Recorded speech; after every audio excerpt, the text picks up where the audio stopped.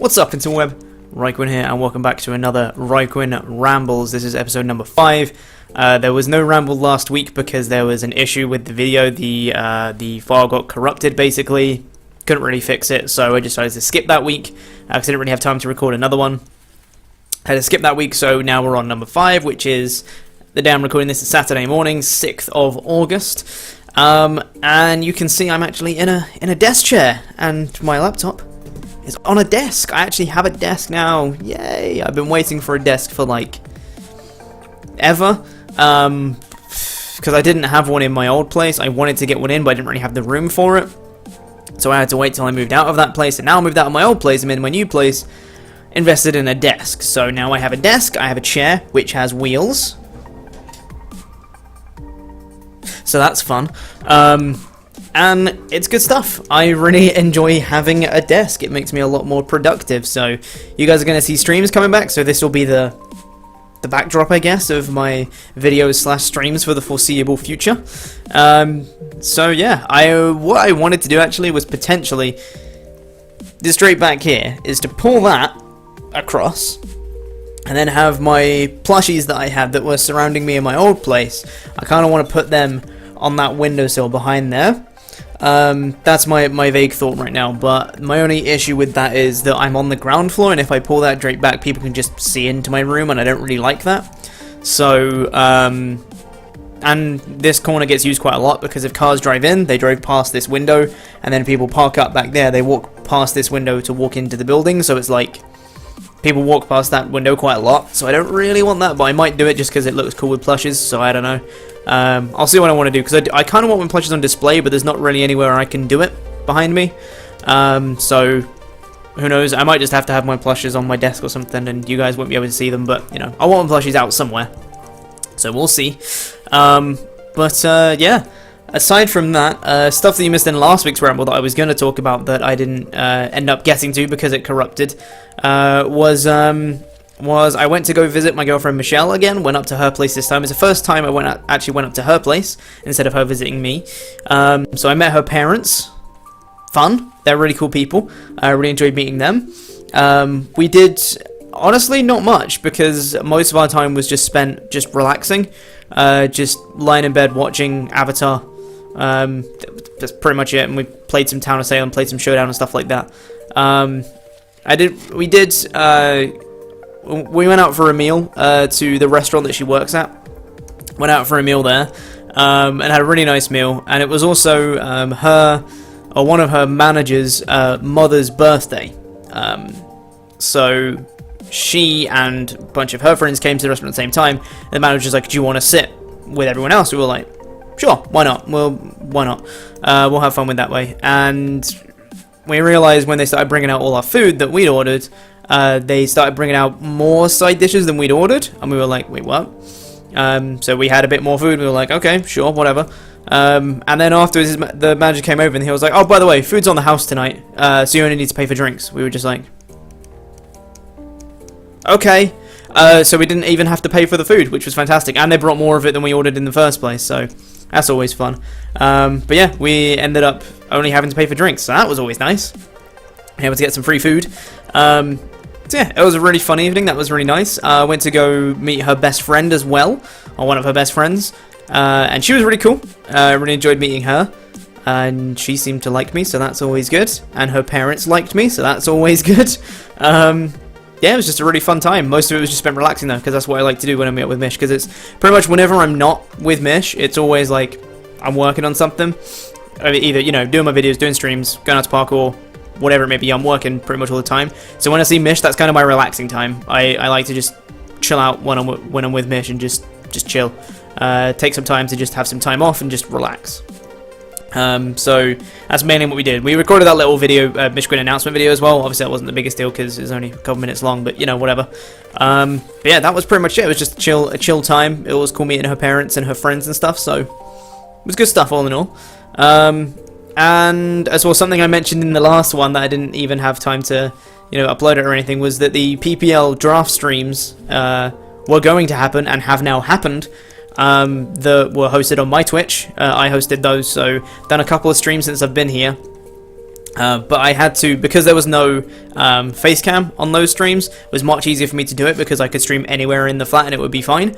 But if I'm going to be doing streams with face cam and videos and stuff like that, I wanted my desk and I wanted it in, fixed, built, etc. before I started coming back to videos and streams and stuff. But now it's here, I should be able to come back to streams pretty damn soon. But the draft streams were really good fun. I did the D1 one on Monday the 1st of August. And that was with Potato Jim, and that was really good. We obviously went through all the D1 draft picks for PPL, the season coming up, season 4. Yeah, really good fun. And then I did the D2 one with Juancito Marvel as well on yesterday, actually, on Friday the 5th of August. So that was really good too. So I'm hoping I can come back to streams tomorrow, that being Sunday the 7th. I'm not sure when this is getting uploaded. This will either be uploaded on the Saturday or the Sunday. I'm not sure. So I'm either coming back to streams tomorrow or today, depending when this is uploaded. Yeah, hopefully I'll be coming back to streams properly as well, and I'm hoping to be a bit more productive with my time, with my videos and stuff like that as well. Obviously, with my return to streams, that hopefully means more stream highlights and stream battles and things like that I can upload to the channel, as well as all my other videos. Got RhyQuinn Adventures starting up soon. We want to record the first episode of that on Sunday, so that will be going up sometime soon. We've got a load of games suggested for RhyQuinn Adventures as well, and I want to thank you guys for the support you've shown for the announcement video, because you guys seem to be excited for RhyQuinn Adventures, and let me tell you, we are too. It's going to be really good fun, so I'm hoping you guys are excited for that, and you guys have shown a lot of support, and you've suggested a lot of games that we might be able to play, so I'm really thinking that's going to be a really good series, I hope anyway, of RhyQuinn Adventures. And if I can get some time as well, what I want to do is start working more again on the RhyQuinn and RhyQuinn's PokeFacts again, because those are two series I do want to continue. It's just time. It's just a thing that exists. So I've got to try and dedicate some time to try and work on RhyQuinn and stuff like that. Get that ball rolling. I know I shouldn't have probably announced it when I did, because I wasn't ready to start the season, and I should have done it when I was ready to start, but I wanted to announce it, so sue me. Yeah, one thing that's going to impede on my time, though, I think, is I'm actually going to have to get a part-time job again, which sucks. I didn't really want to, but I'm kind of forced to at this point, because I've been away from streams for so long, because I've, been, basically my only income has been my commissions, and that's it, which isn't really enough. I'm going to need a part-time job, basically, so I'm going to be looking for that, which is going to be impeding on my time, and once I eventually get the job, that's going to impede on my time a little bit too, so it's going to be hard to try and fit everything in, but I'm going to do my best to try and continue to stream as often as I can to continue to make videos and stuff like that. And an exciting thing that has actually happened on my YouTube as well is that I'm now officially partnered with Curse Network. I'm officially partnered with now, which is awesome. Really happy to be partnered with them. It's something I always wanted to shoot for. When I did hit 1,000 subscribers, I always wanted to partner with them, and now I have, which is awesome.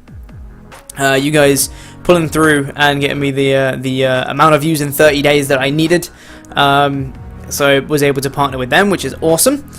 And yeah, it's just really cool. I'm looking forward to doing more videos on the channel now, because hopefully I can actually earn a little bit of something off the channel now, rather than just completely nothing. It's actually a little bit worth my time to try and put some effort into videos, so I can actually earn. It's not going to be that much, obviously, but it's going to be more than nothing that I can earn off this channel, so that'll be nice. But yeah, aside from that, I'm going to be going out to parkour shortly after this video is finished, and I will be recording another vlog today, so hopefully that'll be coming soon too. And there was something I wanted to talk about that I kind of rambled on last time. Oh yeah, with the draft streams coming up, I did actually want to briefly mention about just draft format as a whole, and people's kind of perceptions of it, I guess. Especially when people talk about picks and their views about certain picks, that say this isn't worthy of a round 1 pick, or this isn't worthy of a round 3 pick, or whatever. It's just like, I feel like there's a lot of judgment. A lot of people act like they know what they're talking about when they don't. And people always make assumptions about drafts just off the basis of they look at a draft and say that shouldn't have been drafted then. But the thing about leagues and what makes them so diverse and dynamic, and what I love about it, is the fact that you cannot judge a draft based off that singular team on its own. You need to see what else was drafted around it, because, for example, in the PPL, fairies are really, really popular. So when when one fairy goes, a load of fairies go afterwards. I think that was seen in the D1 draft. I think there was like 5 fairies drafted in the same round, because people saw fairies were going, they were like, oh crap, I need to get a fairy. Because there's not enough good fairies to go around to all 12 teams in a division, for example. So they had to get one in early. So even though people might say, oh, Florges, that's not worthy of a round 2 pick or whatever, then like it is if you base it on the rest of the draft, because it wouldn't have got back to them in round 3. That's the definition of a round 2 pick. If it wouldn't have got back to them on the next pick, then that's completely justified in them picking it then. Like that's the thing I get a little bit frustrated at sometimes, when people are just like, oh, this isn't worthy of this isn't worthy of that, this is the wrong time to pick this, the wrong time to pick that. It's just like, it's so diverse though. Each draft is so different from the last that you can't determine when something is good and bad, because if it fits into someone's plans, obviously this is within reason. If someone drafts rhyq&a in round 1, obviously that's a bad round 1 pick. But if someone's drafting like maybe a round 2 or 3 worthy pick in round 1, that's completely justified if it fits into their plans. Like that's the thing, is like some people were questioning what was it, Skarmory round 1 for Electrostorm 252 in the Melbourne Victory Star. Someone were questioning Skarmory first, and the thing is, it fit into his plans so damn well, because he needed a really, really good hazard remover for the rest of his plans, because he was going to be drafting Darmanitan and Tornadus Therian, which he did. So he needed a really good hazard remover, and he got that round 1. I don't see that there's anything wrong with that, and people said, oh, we could have waited till round 2 for it, but yeah, but then could he have got Darmanitan and Tornadus Therian in the following rounds? Who knows? Like, he might not have been able to, because, you know, other people might have caught onto it by round 2 and 3. They might have already wanted to draft Darm and Torn T and things like that. So it just works. Like, if you have a plan and that mon fits into your plans, that's worthy of a round 1 pick, regardless of what anyone else says. That's just it works. As long as that plan is solid and you have a plan and it fits into said plans, there's nothing wrong with drafting it round 1, because the main thing about draw format is getting the mons you want. Because when you build a plan around certain mons, there's a reason you want to draft certain mons. Whether it be because it works synergy-wise on your team, or it fits a certain role, or just the fact you want to use it. Regardless of what the reason is, if it's in your plans for a reason, then you draft it. That's the main thing. Because even if someone's like, oh, you could have got a better pick for this one, it's like, well, yeah, but I wanted to use something different. Because why not, right? Like, that's the main thing about draft format. It's supposed to be fun. And in my opinion, it is hands down the best way to play Pokemon. More so than VGC or Smogon or whatever. League format, I feel, is the best way. And it's fun. That's the reason it's the best, because it's more fun. So if you want to have fun with it, and you want to draft something that you haven't drafted before, or something that might not be the most optimal pick for your team, but it's different, then go for it. Like, just do it. It doesn't matter at the end of the day what people say about it, as long as you get the team that you want to get. Like, what's the issue with that? Like, I don't see the problem with that. But a lot of people seem to be a bit judgmental about it, a little bit elitist when it comes to it, and saying, oh, you could have got this then, you could have got that then, blah blah blah blah blah. And another thing as well is people always saying, how did this not get drafted? Especially in the PPL, because there's a budget in the PPL. It's not you know, an open free draft. It's not like you can just draft whatever the hell you want. You have a budget to work off. So if Kieran Black doesn't get drafted, spoilers, it did not get drafted in either division in PPL this season, even though it just got unbanned, is because people didn't think it was worth the money. People didn't think it didn't fit into their plans of 20 million. It cost them 20 million, which is like just like over a fifth their budget.